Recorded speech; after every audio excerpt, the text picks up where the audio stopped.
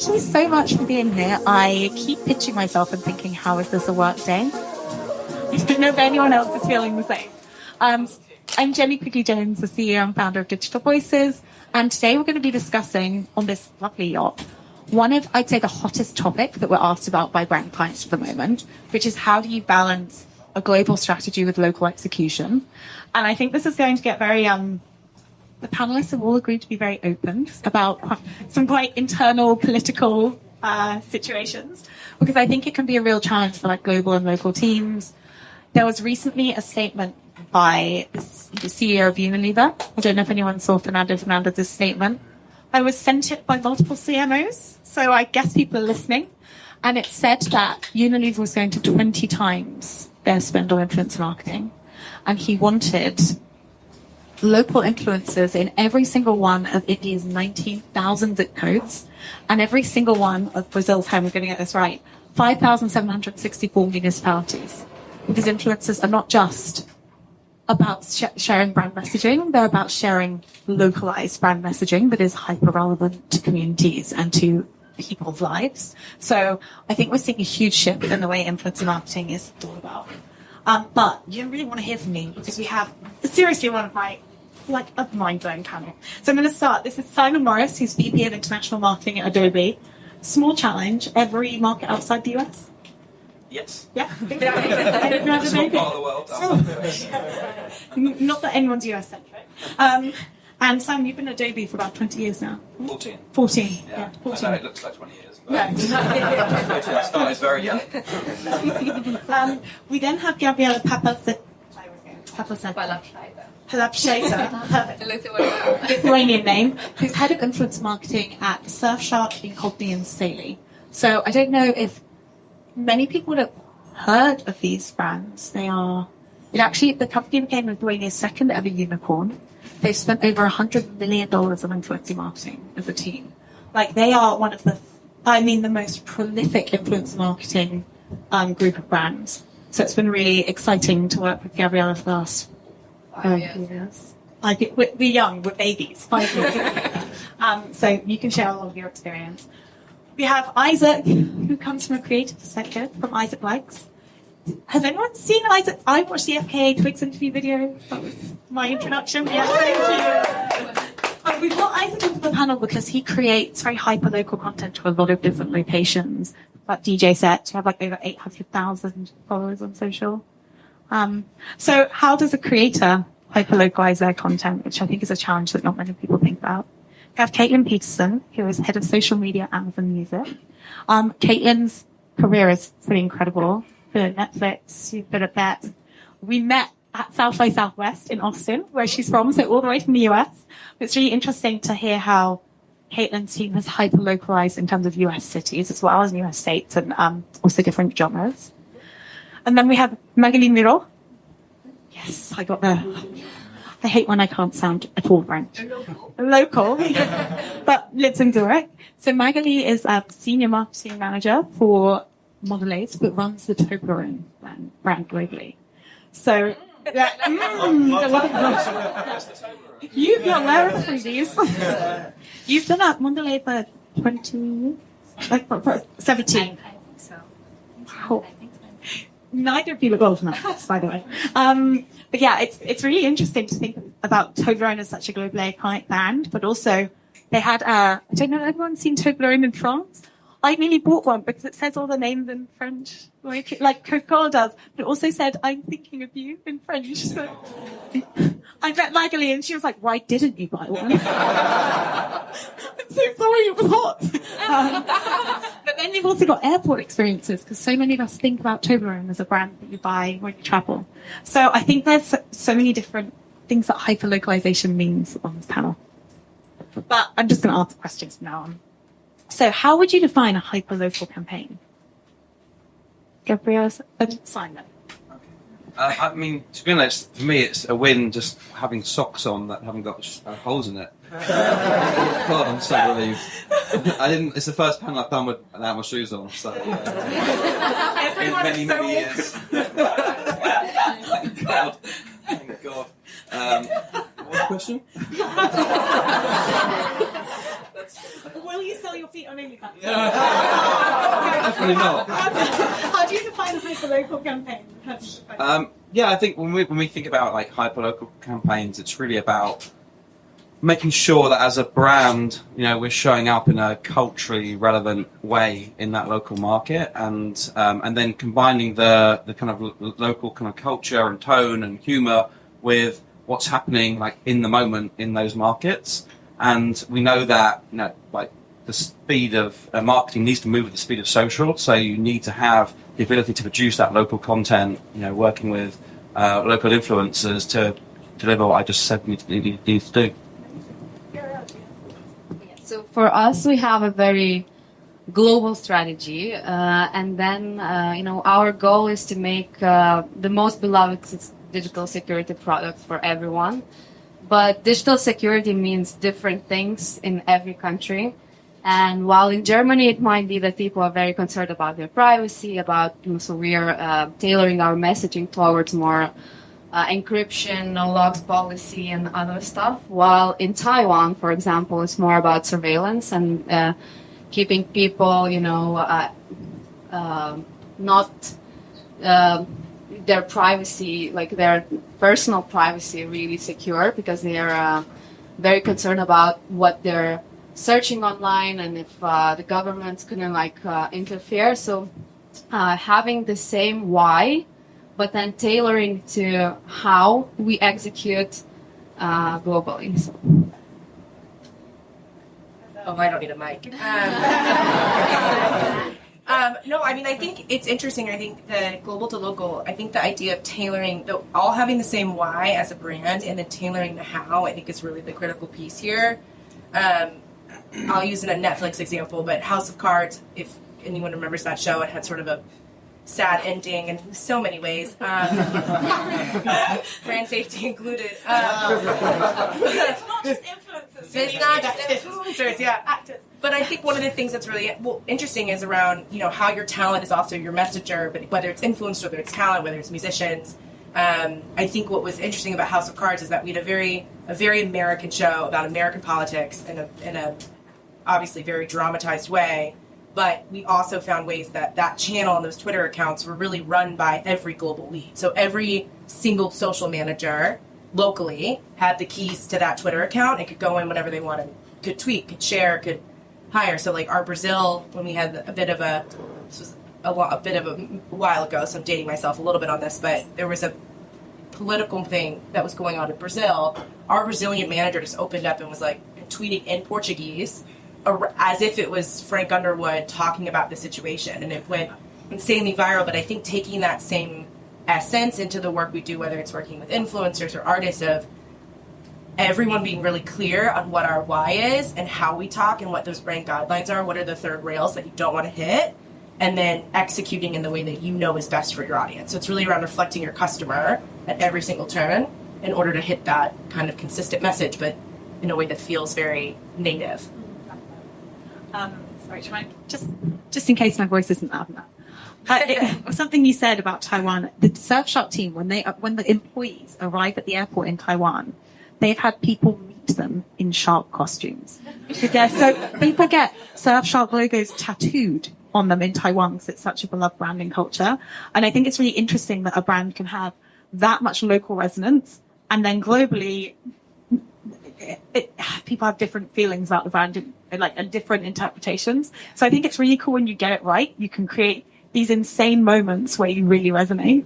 Especially having in mind that our Taiwan strategy is solely based on influencer marketing. I think it's better without the mic. Yeah. Can you hear that? Can you hear all of us without the mic? Yeah. Oh, great. Okay, perfect.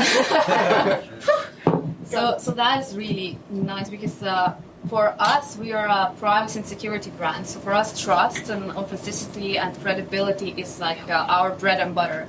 That's what we have to, outline and show to people so they would, give their digital security into our hands. So a Taiwan example, the country that is so close to the neighbor where their digital, life is very compromised at some points. having called our brand the Shark Daddy because we sponsored every single influencer on the island is, you know, something amazing that my team was able to do. And I think what was really important and where we kind of flipped it in a way was having team on ground there as well. So we have our team, like most of the team is in Lithuania, so we're like all Lithuanians, but we hired people who used to live in Taiwan and speak like Mandarin.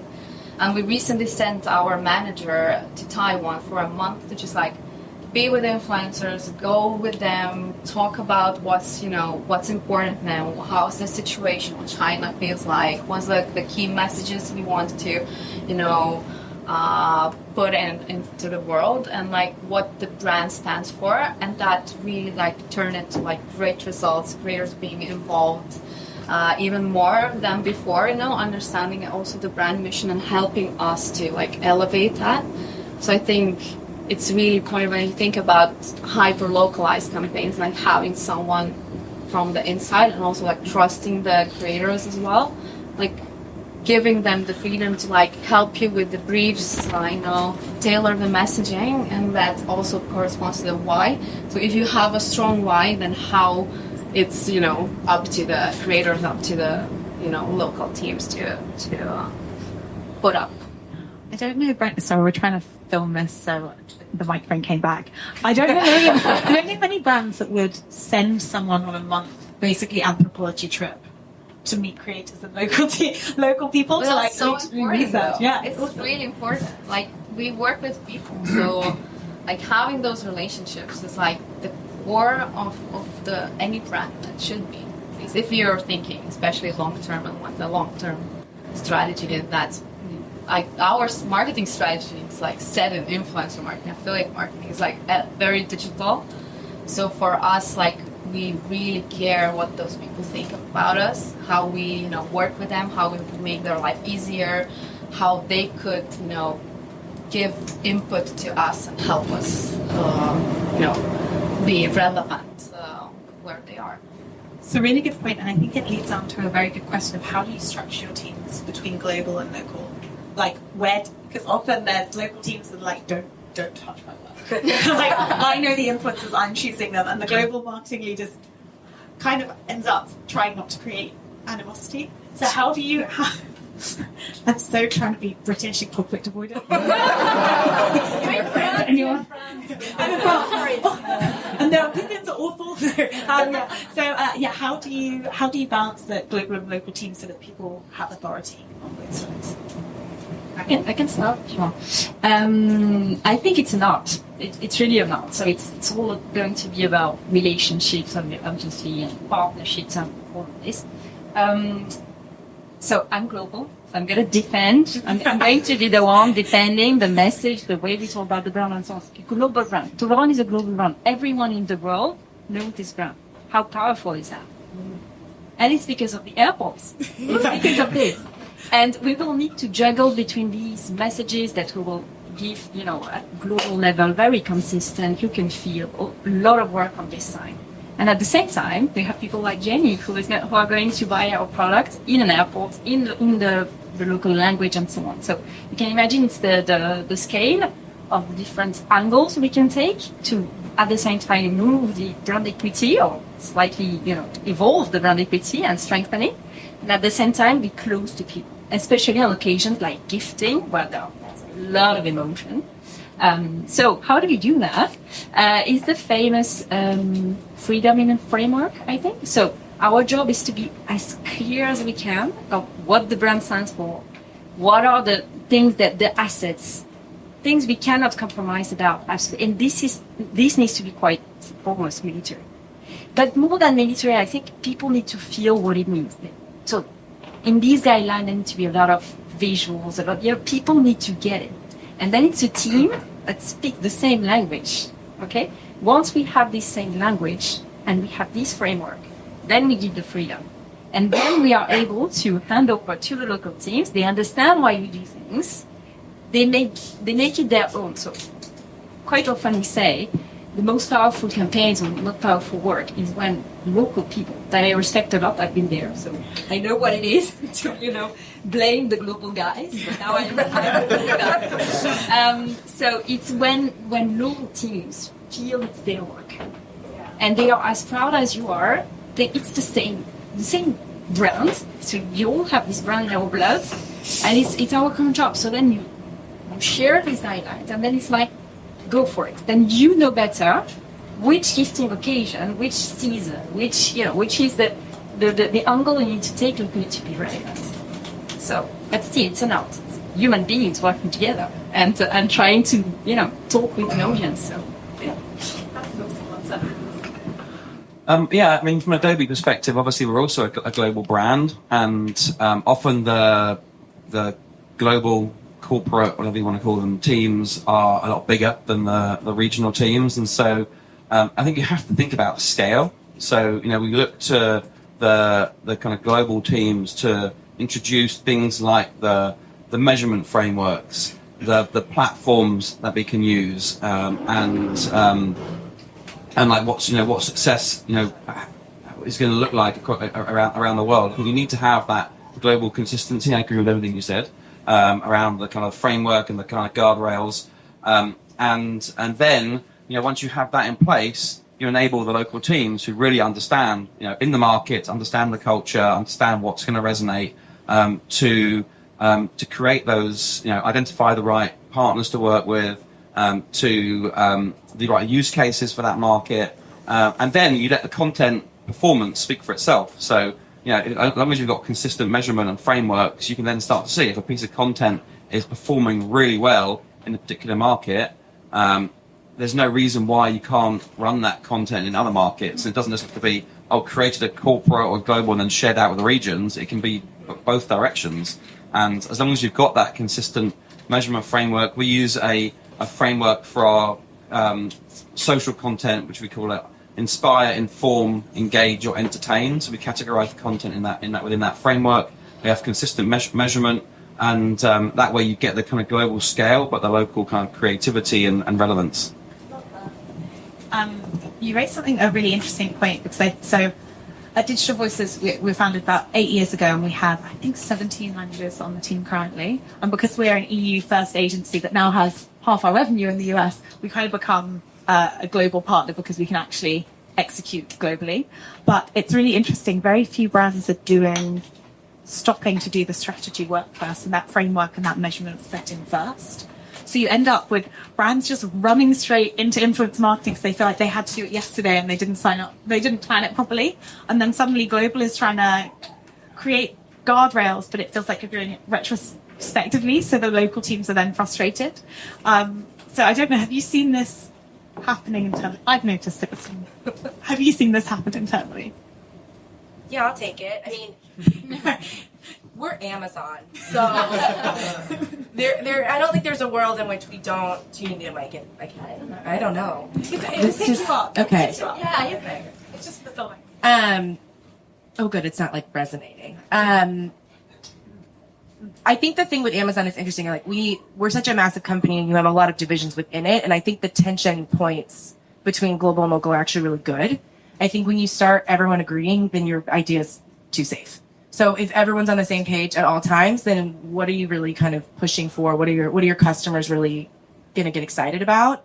And so I think that tension is actually part of the benefit of having global and local teams and having that reporting structure feel a little bit contentious sometimes in a way that helps drive the creative even further. And I think that. Repeat the part of the question again, just to make sure I'm answering. Yeah, how do you balance that tension and let people? I think that's that. Yeah, letting people have authority. Maggie, you remember my point. I remember your question. I do. You said when we retrofit and then we're trying to control a posteriori, it's much more difficult. Thank you for the assist. You should moderate. Yeah. It's a team. I do think that we don't always, I'll just be honest, we don't nail it all the time. So a lot of the times we do end up in a place where we're trying to all of a sudden work from a place of, we had an idea, we had an influencer strategy, or an execution, and now we're trying to fit the strategy. I think you just have to be honest about it and look at it through like, what are the learnings and how do you continue to move that forward for the next time? And think about it through the lens of, it didn't fail. It was just it's a learning and you want to get better at it. So I think the point around the like measurement operations, having globally localized resourcing or resourcing local, like I guess globally organized, and then the creative and those closest to the work who can execute on the local level, because I think then that healthy tension continues to drive you forward, and then the learnings come across that well. So like if a campaign absolutely crushes in Brazil, what are the common human things and elements around that made that matter, and then how you deliver that for the US or France or Chicago. A very short one. Just to add that we need to stop considering the framework as a constraint. I'm a believer in the fact that these framework actually help the team to be more creative, because there's a guardrail, there's a direction, and then within the direction, I've observed that it creates a lot of creativity. So, for example, on Toblerone, when we're saying, okay, we put an idea around, it's called "Where's my Toblerone?" So you cannot go back from a travel without the Toblerone, otherwise it's gonna create a disaster. So that's the idea. So when we give I also believe a lot in universal insights. It's a universal insight. It's like, when you're back from travel, you bring something back. So you don't need to invent a strategy for local. This is true for everyone who travels. And then you give this brief, and it's like, plus a little bit of the brand rules. And then people are getting very creative. And then creators are going to have their own angle on this. It's true that it means that as the brand owner, there's something you need to let go. And it's I was trying to say painful. It's not painful, but it's like, it's a bit scary, because we've been used to saying, okay, equity, it's rules and all this stuff. Actually, not so much. If you want people to consider the brand as theirs, and then they interact with it instead of just receiving a message top to down, then it's to let go on a few things. But once you start and you see what is happening, and then you learn and you iterate and you improve all the time, it's really magical. I mean, you observe it on Toblerone, on this idea of amount of a stunt. It went so beyond everything that we were expecting. We reached 80 million views on one single piece of a little girl making throwing a tantrum because she didn't have her Toblerone.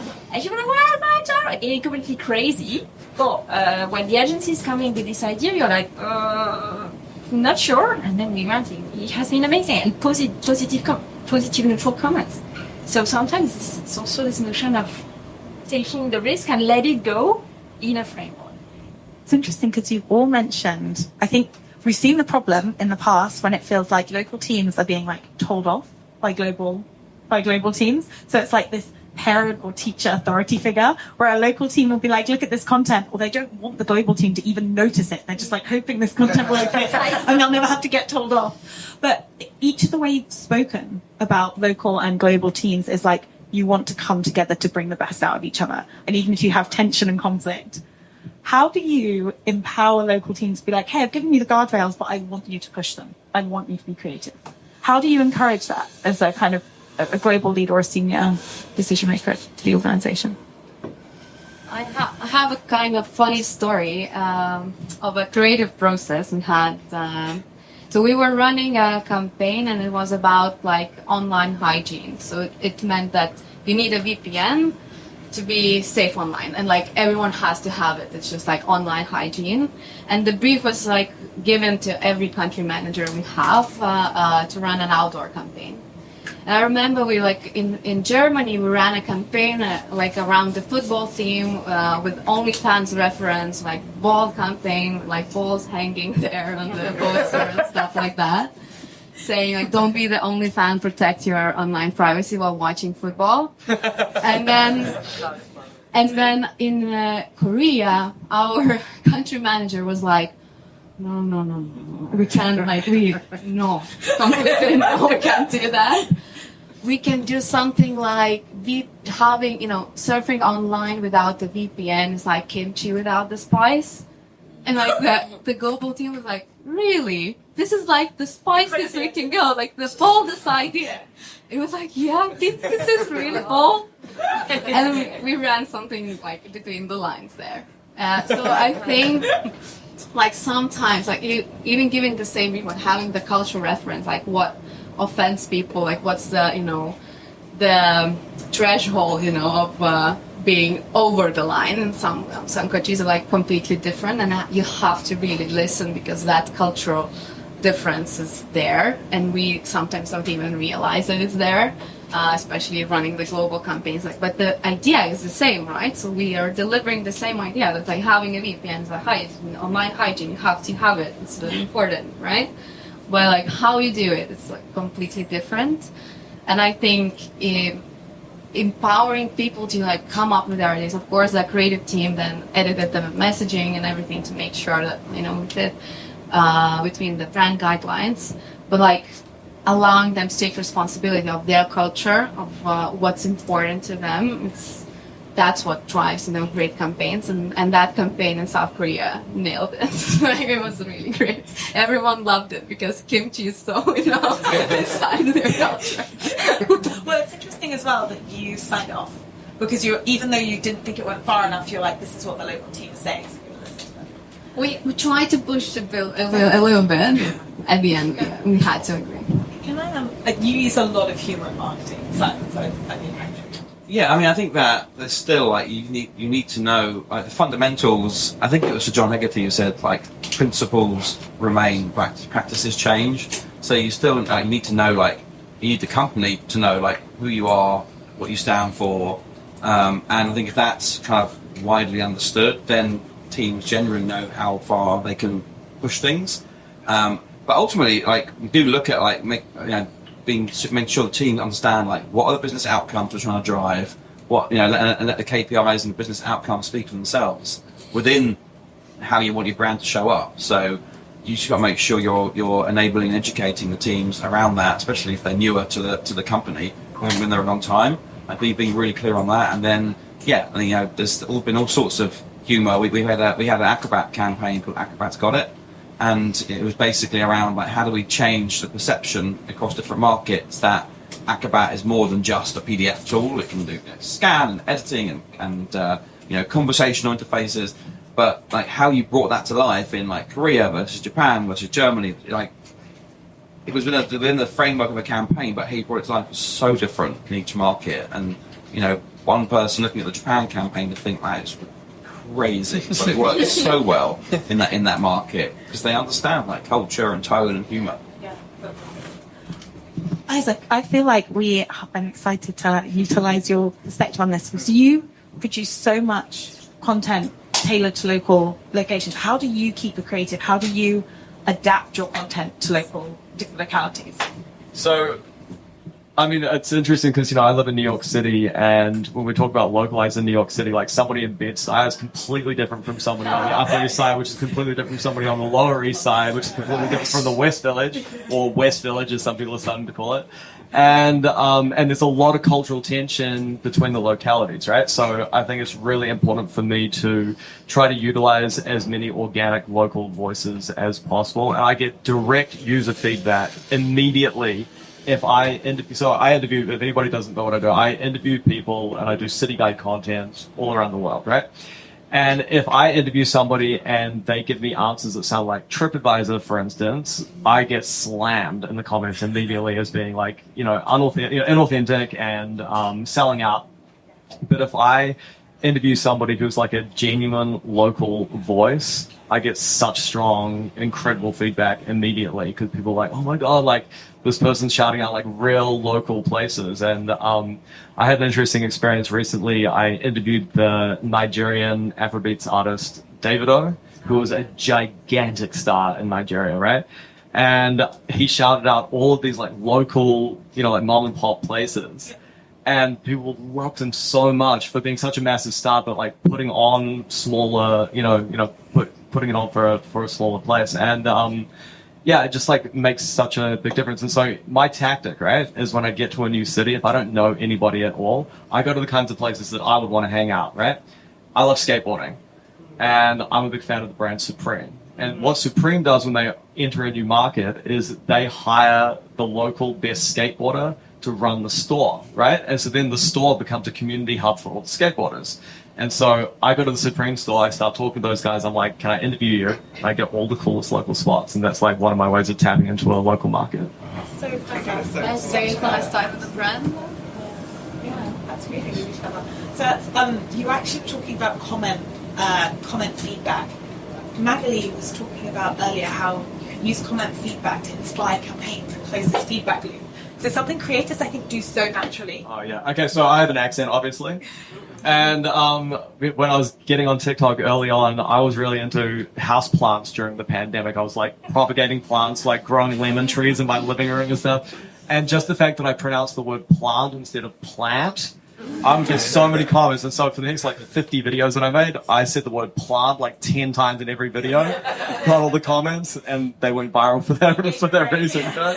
So yeah, like especially on TikTok, you know, you get this user feedback so quickly, and it's so helpful to like lean into that. Yeah, it's really about listening to this and taking it as an inspiration. So then there's a challenge with the number of, you know, the mass of data that you need to then analyze and so on, but it's a real source of inspiration. On top of it, you just need to have a look at what is happening, how people are commenting, the way they eat the product, the ritual, how they cut the piece of the chocolate, how they eat it, the nougat, the thing that is still all of this. And all of this is love, actually. So we have taken these and we have celebrated the awkwardness of the brand and also the awkwardness of the relationship of people with this brand and with this product. And this has been the inspiration of our new Never Strike campaign. And it's really a tribute to all of this. And it, on top of it makes the campaign super relevant and relatable. So that's how we create the global content that is going to be above the line, classic kind of advertising, but that actually sources itself from the communities. So we always want to bite into it, right? Like you do. Occupational hazard. It's not. It's not. It's raw. You go for it.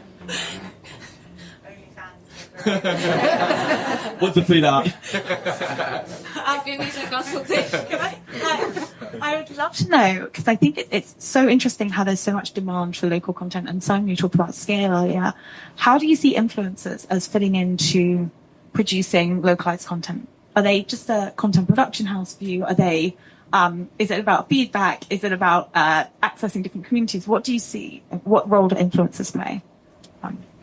I mean, yes to all of that.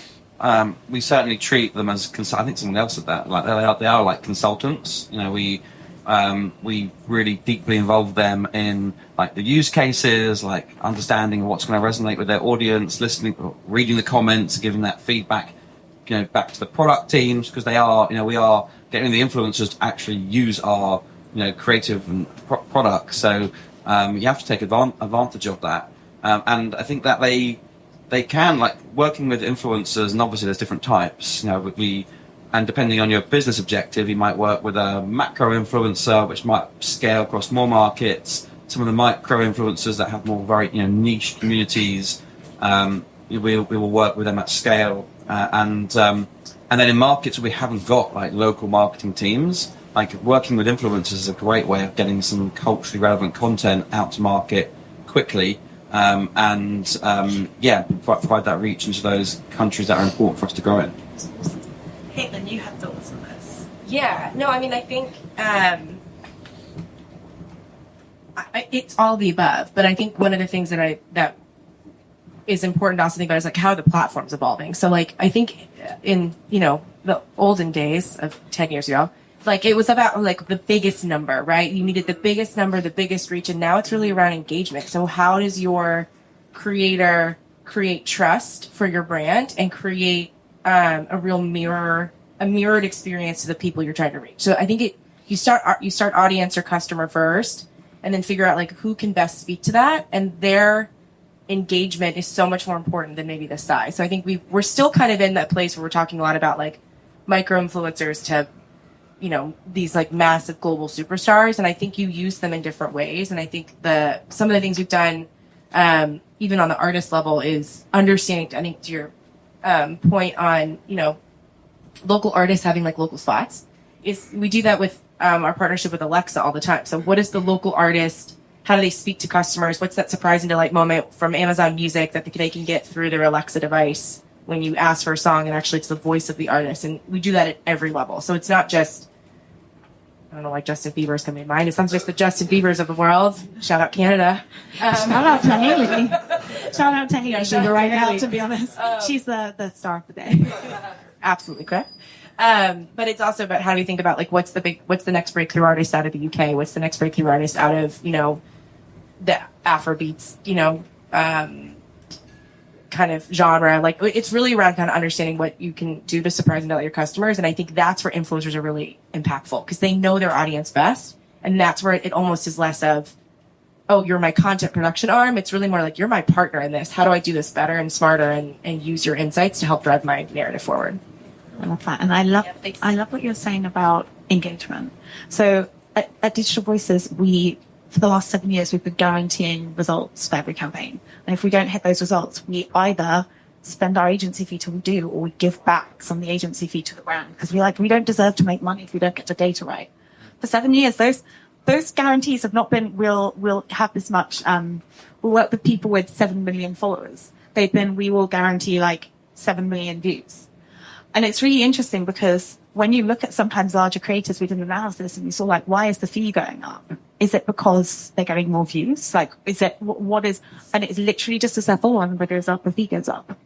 And that's not helpful for a brand because they might get the same number of views, but you're like, okay, so if the same number of eyeballs are seeing my content, hearing my messaging, believing in the brand, why am I paying more? So I think it's really, support this message. And it's really interesting because I think, especially when you're trying to balance local markets and building local market trust, and global brings in an influence agency and they're like, they can do all the markets, and the local markets are like, leave me the hell alone. And you're a global agency, we don't want to work with you. Being able to guarantee those results and saying, hey, we're going to learn with you and we're going to make sure that you see resonance in that market goes a long way to building the trust. So I think as much as you can build engagement is super important. I will say that when me as an influencer, when I get used as a content production house, the results are always bad. Like it never ever works. Like when I get a brief and they want in the first like 10 seconds of the video for me to talk to camera about a specific product, nobody wants to watch that, right? But when I'm allowed to do what it is that I do and engage with the product organically, it always gets results. And so I think that it's really helpful when brands can allow us to actually do the thing that we do. I just quickly wanted to add, we have, I think now 16,000 unique creators across the globe that we have partnered with. And that really helps us when our brand is very reactive. So whenever something happens around the globe, for example, I know Twitter got banned in Brazil, right? Or, it's elections and the government decides to take all social media. It helps us a lot to have those contacts that are really caring about their own country, about their internet freedom, about, like liberty of expression and stuff like that. TikTok getting banned in the US. TikTok getting banned in the US. We were able to pull off, several pieces of content overnight and then flip back. It was a rough 12 hours. Yeah. Use it for a weekend. Exactly. But what is really amazing about influencer marketing is that you have those contacts, so you can move quickly, deliver your messaging overnight if something happens in the world, especially for our brand when it's really relevant. We want to protect internet freedom across the globe. We have those people who are advocates for that internet freedom, and they can, create content out of their own, narrative, out of their own feelings about what is happening in their country, how, the people are feeling, and how they can't survive without X now, and stuff like that. So I think that's the huge power in influencer marketing, having those local people there and being able to activate it quickly, because you cannot like create a TV ad overnight and just run it in Brazil because Twitter got banned, right? X, sorry. So yeah, that was my point. Just to wrap up on this one, I think it's all about authenticity. So so that's why I would look for influencers who love the product, which is, I will not try to push it to anyone. But I want to feel the passion, on both sides, and I think that's absolutely critical, because otherwise the audience will feel it's not real, and then it will not work as well, and then the creators are not happy because they have an audience that they would lose their credibility as well. So it's a sort of win-win. So I'm coming back to this, and it's authenticity, it's a teamwork. Everyone is accountable. So if you can, all the team members, so the brand, the agency, the creator, we need to feel accountable of what is happening, and we have the same object. It's beautiful on paper, but the really interesting thing is how do you make it happen?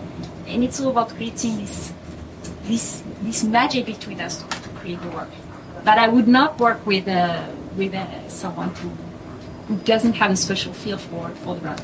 Lucky enough, every time I say I work on Toulon, that's my favorite of it. Yeah. We just ran, I don't know if anyone saw the Cannes Film Festival Magnum activation with Charlie XCX last month. So I think Chloe was actually there because we were running the influencer part of the campaign. But the part I loved was watching the content, and some people, influencers were like, creators were like, I've eaten 8 Magnums today. I was like, wow, you really love it. I mean, Charlie XCX was great, but they ate 8 Magnums in a day. Yeah. So this would not be a panel at Cannes without AI rearing its head. So sorry if you're sick to death of this. But for future-proofing, to help any marketers in the room, how will AI fit into kind of localizing and making your jobs and your lives easier? Like, are there any AI tools you're using as part of your process? How can you make people's lives easier? Simon, you're like laughing. You're like waiting to be asked this. Yeah, I mean, obviously we've got, our own kind of creative tools that have, things like Firefly and Adobe Express that's embedded. And I think so a lot of the creators are using those tools, whether we're working with them or not, to create great content. And I think that the approach that we took was to put the creator first. And so, we have, Firefly is like commercially safe, protects copyright, so it's great for brands, it's great for creators, and so that's really important. I'd say more broadly in terms of like what we're seeing in marketing, I think you mentioned this recently on a post you did on LinkedIn, is that like the rise of the LLMs and the changing behavior in consumers in terms of how they search for products, that intent-based search, conversational search is completely changing the game for brands. And brands now need to make sure they're showing up in a relevant way in those LLM searches, because they're seeing like traffic drop from their websites, from typical SEO sources. And I think that the creator-led content that is very natural, that is authentic, will start to show up in those LLMs. I think that's where you can start to influence the new way of people kind of discovering your brand, and I think that's going to be a really important growth area for a lot of brands to think about. LLM optimization for influencer content, I think, is going to become such a hot topic in the next year. What does LLM stand for? Large language models. ChatGPT. So a lot of sorry, this is really geeky. A lot of creators who are like AI first creators, so creating content about how AI is going to change marketing, and then obviously they're trying to get found that way. So they're making every single, say, TikTok video, they'll do multiple iterations of it. They'll also create blog posts of multiple iterations of it and make sure it's posted. So it's kind of going back to the days of blogging, so that they're going, so that they're getting surfaced in like ChatGPT and Copilot and Bard search results, Gemini search results. So I think that's going to be really interesting, because if people are finding purchase recommendations that way, and OpenAI just opened up the opportunity for brands to upload their products so they can be surfaced in ChatGPT as well, which is going to be fascinating. It's geeky. It's very interesting. We're also looking into that, like how to make sure when someone asks what's the best VPN, you appear on the first place, and creators helping with that. How we use AI internally, so we do have tools now set up that help us when choosing creators locally to identify brand risks. So what we do, we feed the channels, especially we work mainly on YouTube, so you cannot when working at such a large scale with 11 people on the 12 people on the team, you cannot watch 50 videos to make sure that the content is on brand and the creator is not saying something really inappropriate. So that's where AI really helps to get the summary of what is the creator is about, what their socials are about. Is there any controversy, scandals, risks for the brand when working with creators? So that's one way how we use it. But I think the goal is to have AI helping you translate the content, translate the relevance. But it should be, still AI helping you and human leading, human verifying, and especially when we talk the whole panel about cultural references and how it's important to understand, what's behind the lines, what's the slang, what's really rooted in values of people of certain areas. I think AI can help you summarize, but you still have to, decide, and humans are still needed in this space. I think we have time for one question from the audience, literally one. So if anyone has a burning question, I'm desperate to ask.